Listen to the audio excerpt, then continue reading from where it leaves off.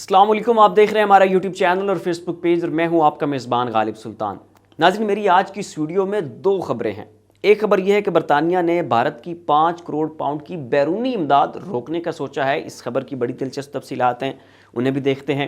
اور دوسری خبر یہ ہے کہ یورپی یونین کے جو پاکستان کے خلاف آگ بگولا تھی، پاکستان کے خلاف آگ اگل رہی تھی، ہمیں دھمکیاں لگائی جا رہی تھیں، 22 ممالک نے مل کر پاکستان کو خط لکھ کر بڑے ہی ہتک امیز انداز میں، بڑے ہی تضحیک آمیز انداز میں پاکستان سے ڈنڈے کے زور پر مطالبہ کیا تھا کہ ہم روس کی مذمت کریں اور یوکرین کی حمایت کریں۔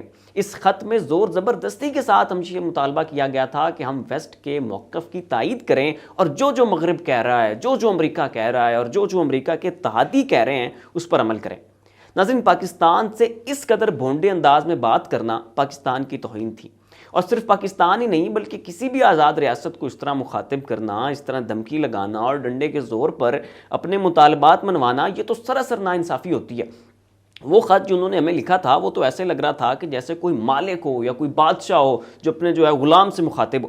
اس پر ناظرین پھر عمران خان نے یورپ کی ٹھیک ٹھاک کلاس لی تھی، انہیں بڑی کھری سنائی تھی۔ تو ناظرین اب خبر یہ ہے کہ عمران خان سے لیکچر لینے کے بعد پورے یورپ کا جو سافٹ ویئر ہے وہ اپڈیٹ ہو گیا ہے، انہیں اپنی غلطی کا احساس ہو گیا ہے، اور اب یورپ نے پاکستان سے معافی مانگ لی ہے۔ معافی مانگنے کی کیا تفصیلات ہیں یہ بھی آپ کو بتاتا ہوں، لیکن اس سے پہلے ناظرین ہم عمران خان کی وہ تقریر اور وہ جملے دیکھ لیتے ہیں کہ جنہوں نے یورپی یونین کو پاکستان سے معافی مانگنے پر مجبور کر دیا ہے۔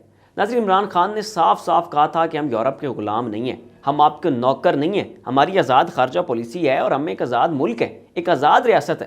خان صاحب نے کہا کہ بھارت بھی تو روس کی حمایت کر رہا ہے، بھارت بھی تو چپ ہے، لیکن یورپ نے ایسا کوئی بھی خط بھارت کو تو نہیں لکھا۔ کیوں یورپ نے بھارت سے وہ مطالبہ نہیں کیا جو مطالبہ ہم سے کر رہے ہیں؟ اور تب یورپی یونین کہاں تھی کہ جب بھارت نے آرٹیکل 370 ختم کر کے کشمیر کی آزادی پر قدغن لگایا تھا؟ ناظرین، عمران خان نے کہا کہ ہم پر دباؤ ڈالنے کی کوشش جو ہے وہ نہ کی جائے، ہم پر اپنی مرضی مسلط کرنے کی کوشش نہ کی جائے، اور بات تو بالکل صلح آنے ہے، کیونکہ بھارت تو مغرب کا بڑا اتحادی ہے، بھارت کو تجارت میں بڑی خصوصی اور خاص قسم کی چھوٹ دی جاتی ہے، بھارت کو اسلحہ خریدنے پر بھی معافیاں دی جاتی ہے۔ ترکی S-400 خریدے تو ترکی مجرم ہے، ترکی پر پابندیاں لگتی ہیں، لیکن اگر یہی S-400 بھارت خریدے تو بھارت کو معافی دی جاتی ہے اور بھارت پر کوئی پابندی نہیں لگتی۔ بھارت کو پابندیوں سے چھڑانے کے لیے امریکہ کے سینیٹرز بول اٹھتے ہیں اور کہتے ہیں کہ بھئی بھارت پر پابندی نہ لگانا کیونکہ بھارت ہمارا دوست ہے۔ بھارت نے S-400 بھی خرید لیا ہے تو کوئی بات نہیں ہے، کوئی مسئلہ نہیں۔ یعنی بھارت پر اس قدر التفات و عنایات ہیں مغرب کی، لیکن یہی بھارت آج یوکرین پر بالکل خاموش ہے، بالکل چپ سادھ کے بیٹھا ہے۔ جتنی مرتبہ بھی یونائٹڈ نیشن کی سیکورٹی کونسل کی میٹنگ ہوئی ہے، بھارت نے ہمیشہ اپنا ووٹ ضائع کیا ہے۔ جو بائیڈن نے دباؤ ڈالا کہ مودی صاحب کچھ تو بولو، کچھ تو کہو، لیکن پھر بھی مودی صاحب کی چپ ہے۔ لیکن وہ پاکستان کے جو قرضوں کے جال میں جکڑا ہوا ہے، وہ پاکستان جسے مغرب نے اپنا نشانہ بنایا ہوا ہے اور جو پہلے ہی فیٹ اف کی گرے لسٹ میں ہے، اس سے ڈیمانڈ کیے جا رہے ہیں کہ بھئی پاکستان مذمت کرے۔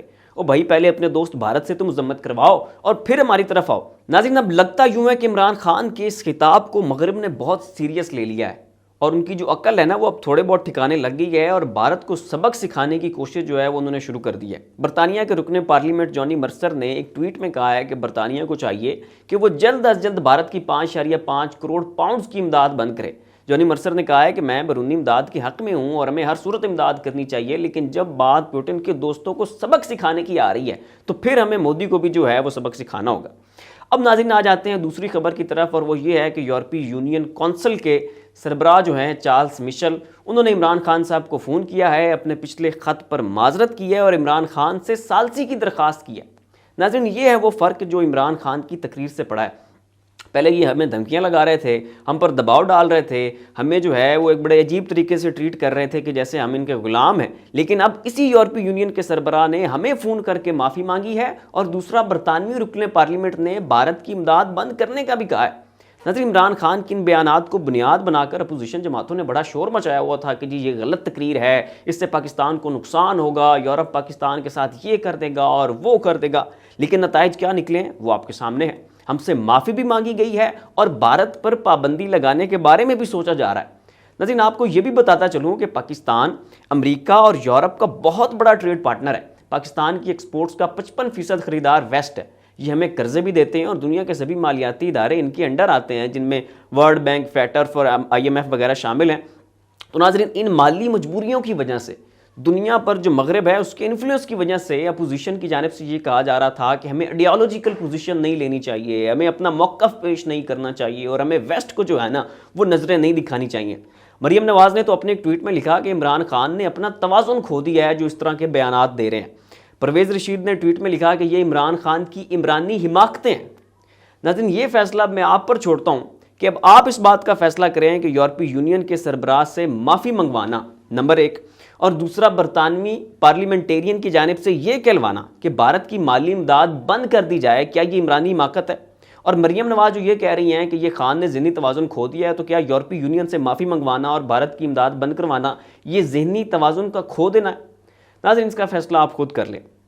فی الوقت کے لیے اتنا ہی، ایسی مزید اپڈیٹس کے لیے دیکھتے رہیے ہمارا یوٹیوب چینل۔ اسی کے ساتھ اپنے میزبان غالب سلطان کو اجازت دیجیے، اپنا خیال رکھیے گا، اللہ حافظ۔